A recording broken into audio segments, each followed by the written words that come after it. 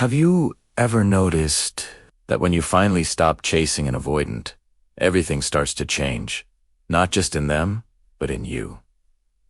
You begin to realize that the silence you once feared becomes the same silence that sets you free. Avoidants run not because they don't feel, but because they feel too much. Their nervous system interprets closeness as danger, so when love feels intense, they don't see safety, they see risk. And every time you chase them, even from a place of care, you accidentally reinforce their fear. You confer that intimacy means pressure. But the moment you stopped, the moment you chose silence instead of reaction, something powerful happened. You didn't abandon them. You reclaimed yourself. You stopped trying to regulate their emotions, and finally started to honor yours. That disappearance, they didn't expect. It wasn't punishment. It was a sacred boundary. It was you saying, I love you enough not to lose myself again trying to keep you. Because the truth is, chasing someone who's afraid of love is the same as chasing a mirror that refuses to reflect back. When you disappeared, you broke the cycle. You took away the emotional fuel that kept the dynamic alive. The dance of push and pull, fear and need, distance and pursuit. And even if they didn't admit it, they felt it. Avoidants always feel absence deeper than presence, because presence overwhelms them. But absence awakens them.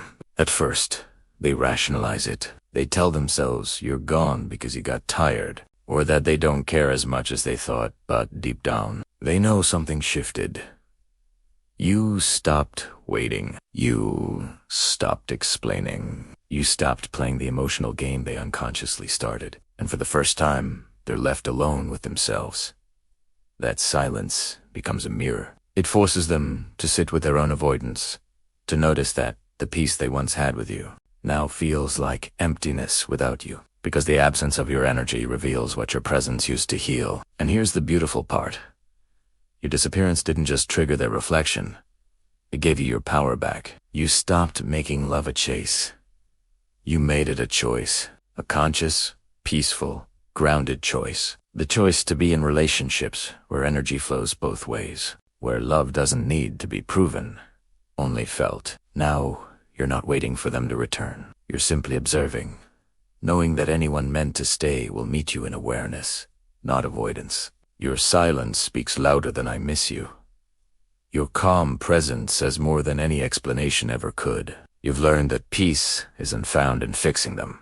It's found in no longer needing to. So if you're in that space right now, where you vague on key, where you're not chasing or explaining, know this. You're not being cold. You're being conscious. You're allowing both of you to meet yourselves in the truth of where you are. And that truth, the calm detachment, is what changes everything. Because avoidance don't come back to words. They come back to energy.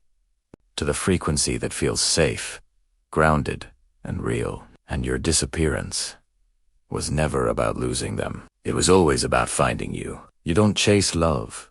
You attract it through peace. And peace begins where the chase ends.